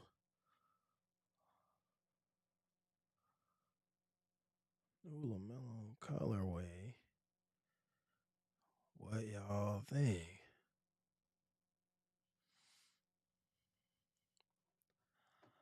I just buy. I just buy what you'll wear. There are better things to be stockpiling. That's a fact. And that's what I'm saying. Normally, man, that's my MO. That's what I do. But then every time I get tricked into trying to cop something that might be worth something a little bit, I get hoodwinked and bamboozled. Well, what I wanted to see now, these is hard. These is hard. If these come out, if these come out, I'm on top of these. And if I don't get them, these I'll just get from my girl because I know she'll rock with these. Those is hard, hard, hard, hard, hard, hard, hard. Looks like the kids are sold out. Nickelodeon is a kids thing, and that's the thing. And maybe that's the vibe. Is that Rick and Morty is more of an adult show. So maybe that's what it was. Is that because the adults showed up and showed out on the Rick and Morty's, whereas with these kid shoes, people was like, I'm not messing with them. But these are must cop. I'm sick that I bought the other ones because then I'm gonna have to get these too. And so I might mess around and send the other ones back to Puma. But if these drop, I'm on top of them. The box is awesome. That's what I'm saying. That whole like marble floor, I don't know what you call that, but if these come out, boy, these are smooth, smooth, smooth. I will say this about the LaMelo sneaker line. The first one kind of give you basketball shoe vibes. This one here, though, this is you could rock this to the grocery store silhouette. You know what I'm saying? I could pull up and just chill type silhouette. So I don't know. I'm a fan. Melo and Pumas are doing great, better than Air Jordan right now, for sure. Kinda. Here's what I'm saying. People don't people people every time I start talking about this, people accuse me of hating, and I'm not hating. This version of the NBO one or the Mellow Ball is not doing as hot as the first version. And I think that whoever put these out thought it marketing don't even matter, bro. We got one. Folks like the other one, they gonna love these. And that has not been the reception at all. I was surprised because I posted this here, the coming soon. Who copping? Let's see, 12. This one here, NBO2 slime colorway copper drop. Let's see. And people was like, these fire, best ones yet. The Flames, cop them boys. Kermit the Frog and these look athletic and fast. Let me see. Cop, major cop, must cop, at all of this stuff here. Then we double back with the let me see. We double back on the post day. Not not hating on these, but he got way more fire designs. Um, I would say the NBO one's definitely the hardest so far. I know that, but these case come out okay. MO2 is fire too. I'ma just wait for the right colorway. This just the beginning. I got the first pair he dropped, but the rest ain't been all that. And nigga, so as I'm saying that folks was acting like they was going hard on him, and then all of a sudden folks was like, hell no, we not messing with it. Let me see. Yeah, I gotta admit, some of the Mellow Pumas are really nice. I remember trying to get a pair here in New Zealand, but couldn't. Pretty much gave up on them. Some of them are super nice, man. I have a few different pairs of the Pumas, so I'm excited for them. I like them a lot, but this second version, I kind of had made the decision that I wasn't gonna cop as many as the first kind. I think I got like. Here's what I'll tell y'all. On the NBO ones, and this is why I feel confident and comfortable kind of critiquing some of the shoes and the practices, is the NBO ones. I believe that I personally, that I wear, I have maybe 6 pairs of NBO ones, or maybe 7 that I wear that are just my sneakers. My son, I bought him 3 pairs of NBO ones. The gray ones, the black ones. Do he get the red ones? I'm not sure. I think I bought him 3 pair, and then I think I passed a pair off. Then I bought my fiance 2 or 3 pairs. So I don't know. I done spent over $1,000 on NBO ones, and there's $100 shoes, so at least 10 to 12 pair. However, the NBO twos I have not. I bought I bought my nephew some as well, the NBO ones. These version, I have spent a decent amount because I bought my son a pair of the red ones, and I bought me some red ones, and then I bought my son the green ones, and I got the green ones. So let me see what Slim say. Yeah, I gotta admit, is that army camouflage? Or I don't think that's camouflage. I think that's marble if you're talking about these. focused on the detail. They tweaking NBL 2 design, too focused on the details, and that's why they would start to sell now. I really don't like the second wave of Melos. Yeah, what Slim said. Okay, yeah. The reason why they not sell out like the NBA ones is because they put more shoes in stock, so more people get a chance to get the shoe more. I believe that might be part of the reason. However, I also believe, I think part of it also is the fact that Melo hasn't played.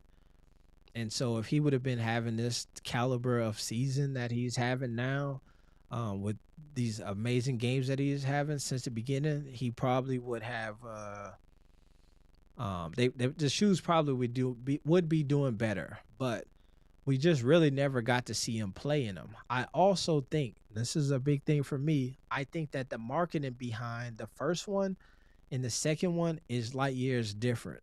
And I think that the marketing behind the first one wasn't even that great in the first place.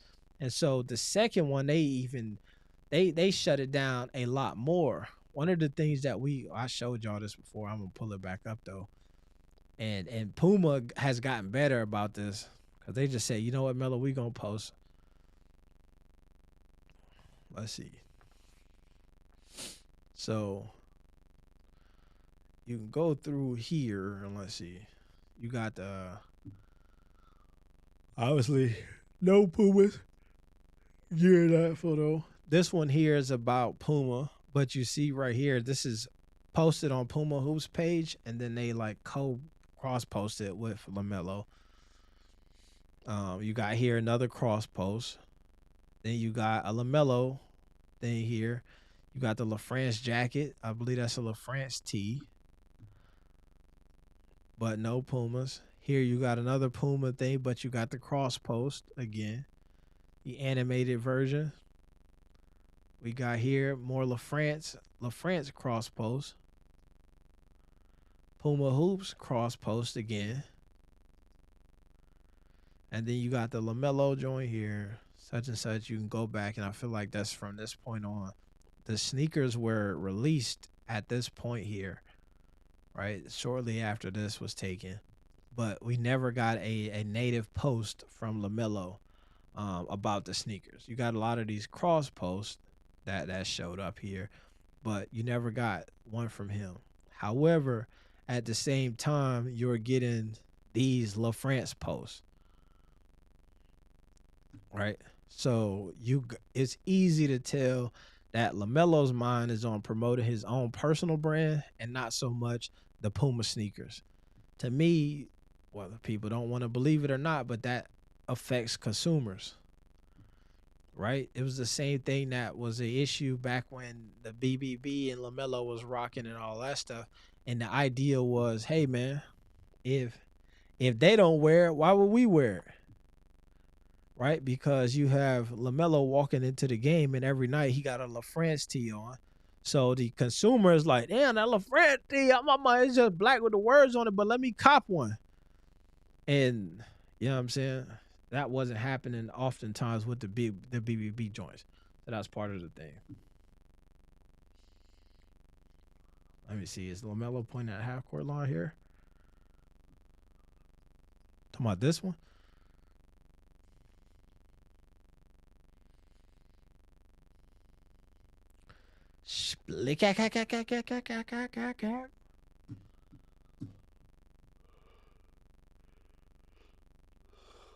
Slimes are fine. I think Malaya is right there. They selling for sure. I'm not saying they're not selling. I'm just thinking that they're not bumping like they're supposed to be bumping. I don't know. Never mind.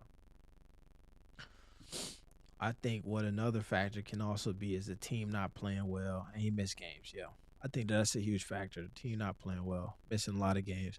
But let's transition over here to this.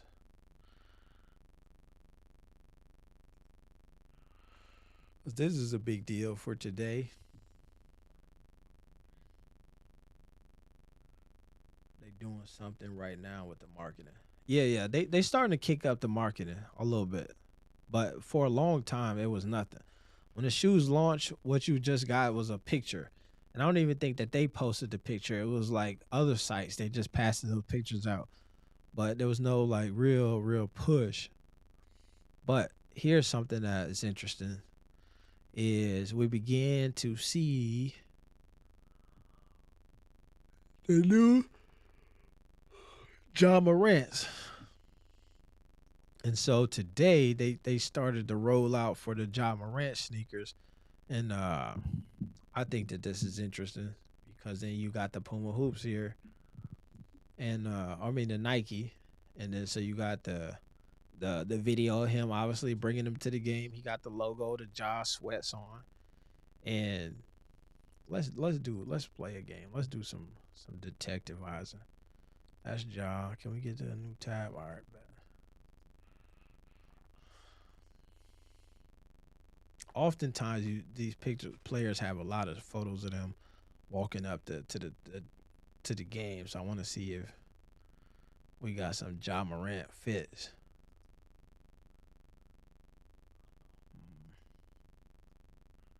Show me you can do all right now.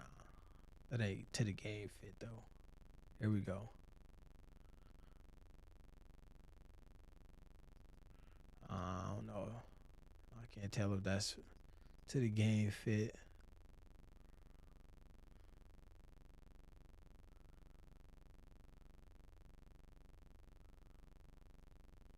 Okay, here we go. We got my man here. You see that look like a sweatsuit though.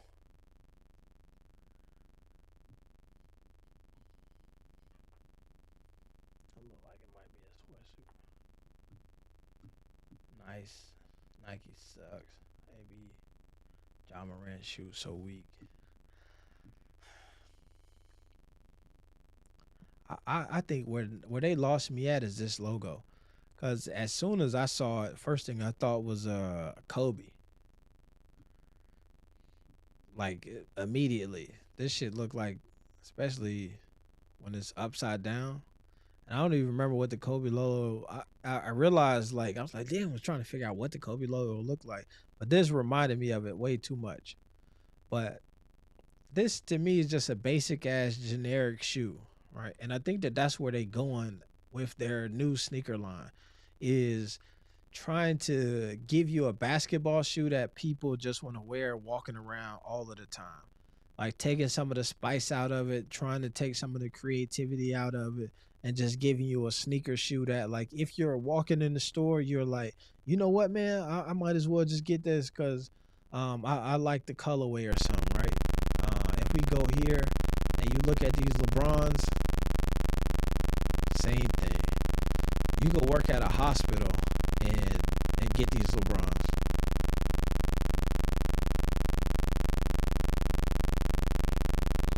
See somebody here say drop the price $70 and maybe we'll buy them. No one paying $200 for that. Kyrie's better. Damn, folks in here got Kyrie back. I like that. Bring back the Kobe's. Kyrie's are better. Make them 140 and I'm there. And that's what I'm saying. Like they're making them so basic that it damn near feel like that. Like it just should be a cheap shoe. Let's see what these. All Georges. Paul George with the Hot Wheels print. I think I seen his shoe. His shoe is pretty interesting.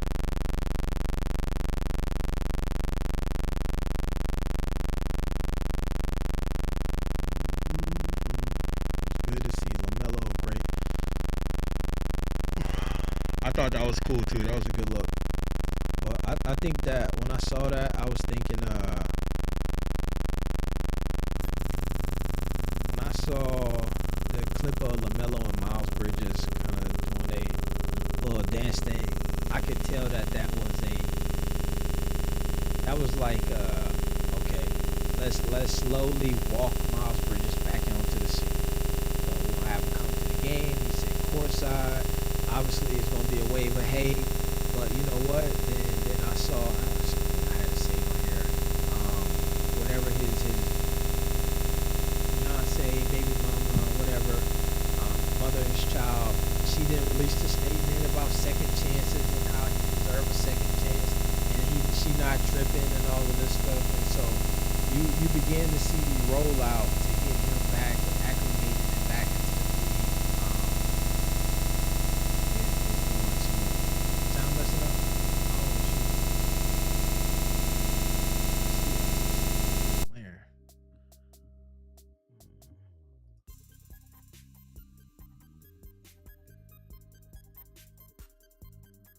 What about now? Is that cool?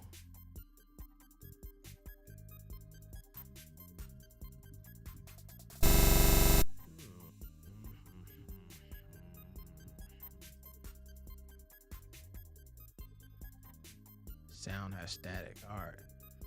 Feedback sound. Okay. Damn, I don't even know. I ain't even moved.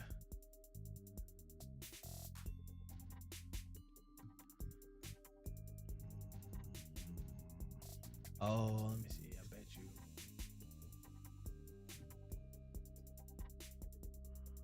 No. It's better. Is it back to normal or is it just a little bit better? It's good now. All right. But see, I don't know what that is. Like this. It's throwing it off. All right, let me see.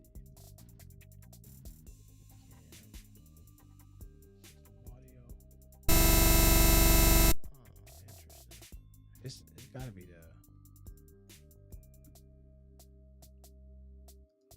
Oh, I know what happened, man. He started talking, man.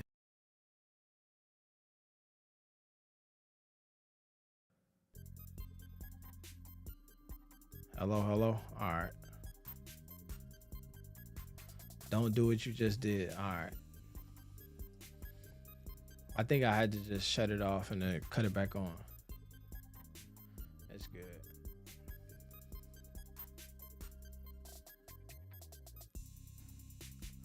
A button that you pushed that turned it on.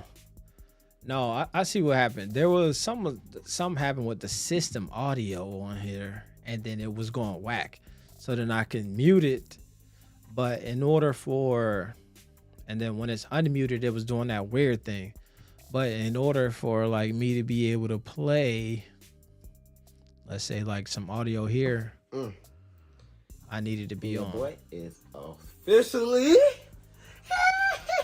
Committed? your boy officially. It's your boy Travis, and I'm back with another video. You know what time it is, man. I told y'all boys, give me to 100K. Y'all did that. Got me to 100K. Thank y'all, and I appreciate y'all. Everybody that's coming in support. Make sure y'all stay on the channel, man. It's not that hard. Everybody stay on the channel.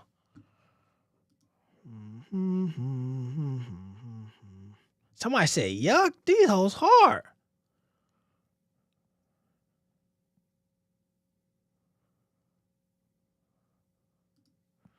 Somebody say, yuck, these is hard. How, Sway? How is that a yuck? I don't see it. I don't see it. I promise I don't see it. I promise I don't see it, man. $100,000 giveaway. Why you should buy a point and shoot camera in 2022. Bruce Rivers, he's the criminal lawyer. 300 plus witnesses in the Young Thug case. They don't have no sauce. They ain't got no sauce. Which one? The people who say yuck don't got sauce or the shoe don't got sauce?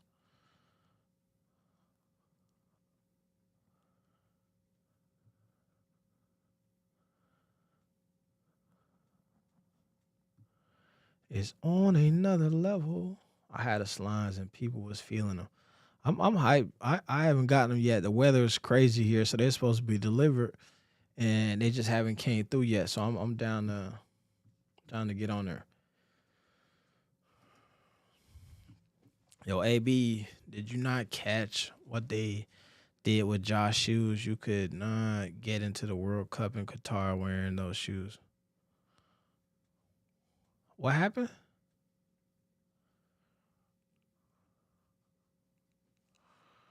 Oh, I see what you're saying. I see. I get it. I see. They put all of the colors on them. I see. Because you saying they got the rainbow vibe. I see. I'm Trying to think of what the Grizzlies colorways are. I feel like that might have something to do with it. They wear a bunch of wild stuff. So all of them colors touched in there somewhere, some way. Let's go to Memphis.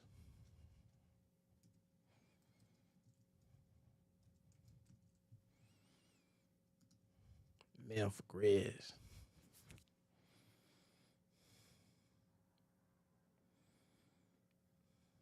I don't know. They got the pink boys on.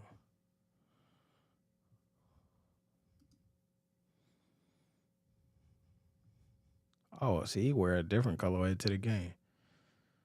He didn't even wear the color that they release.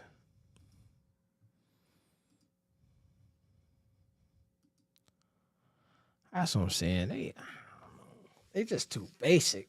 But I guess for Nike. Yeah, I seen that. I heard about that.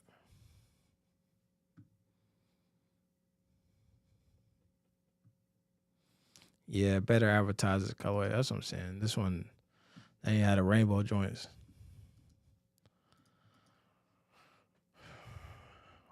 Oh shit! I almost forgot about that. Let's pull this up real quick. NBA.com.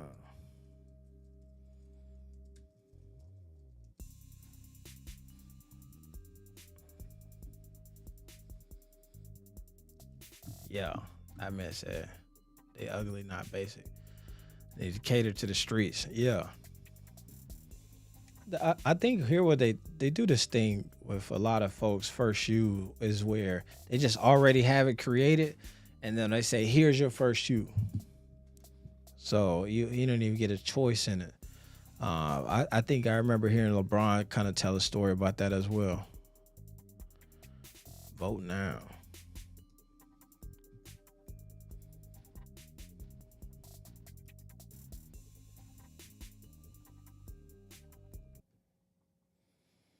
Do, do, do, do, do. All right, let's get a vote on. Gotta go Luca. And I always go with my man Stephen. Nah, let's remove Luke. I'm gonna go with Ja. Review the picks. Go with my boy LeBron. Gotta go with Zion. People like Jokic. I don't like Jokic. He can hoop, talented cat. I just don't want to watch him hoop. So I'm going to go with. Is Bowl on here? Where Bowl at?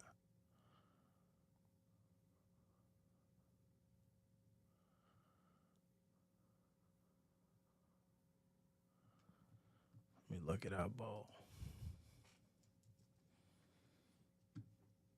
Bowl back. Oh, I'm tripping.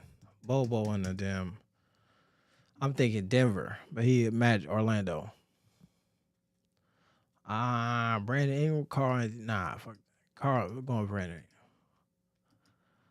Nope, Paul George. Love to see PG in there. All right. It's a bonus. I got to get LeBron in there. All right, we got to go my boy Melo and then Kyrie. Simple. Now, I'd like to give my boy Bull a shout out, man. Boy hooping.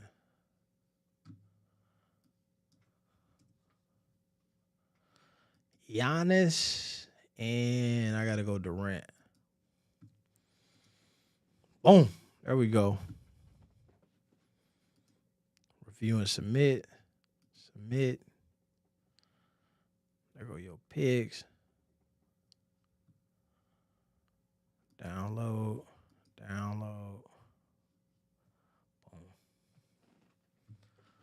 Sabonis, I would vote Sabonis, man, but I can't do it either. I really don't want to see him in the All-Star game either.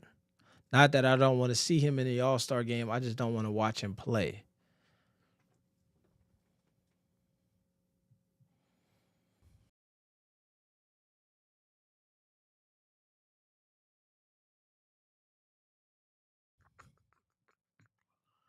throw a vote in on my phone as well.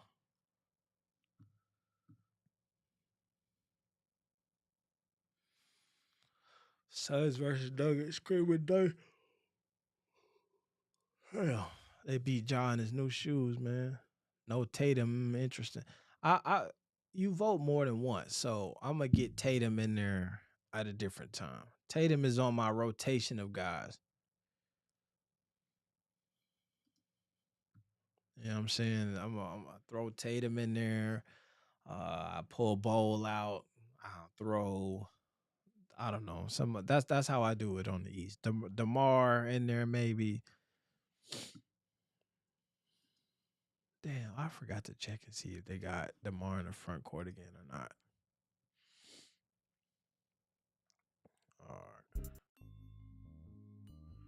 My headphones died.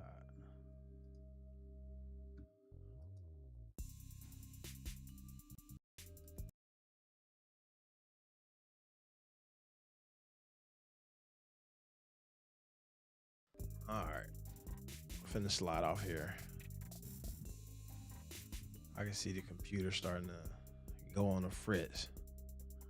But man, I appreciate y'all tapping in. I think we got through some of the stuff that we wanted to talk about. We spent a lot of time on Coach Prime and Jackson State, probably more than I was anticipating.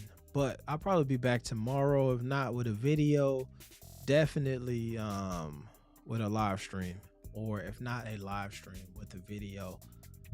So we'll do that. I need to see. I'm gonna try to get one of my homeboys to come over. What I want to do is do a live stream about NBA players and rappers who got the best NBA music or whatever. I mean, which rappers do the best? I messed it all up. Which NBA players make the best music or are the best rappers in hip hop and all that jazz? That's kind of, I want to do a video or a live stream about that. And so I'll probably double back sometime this week with that one. But all right. Appreciate everybody tapping in. If you haven't, hit the like button on your way out. Do that. It's your main man, AB the Hero. We appreciate you. All right. Peace. We gone.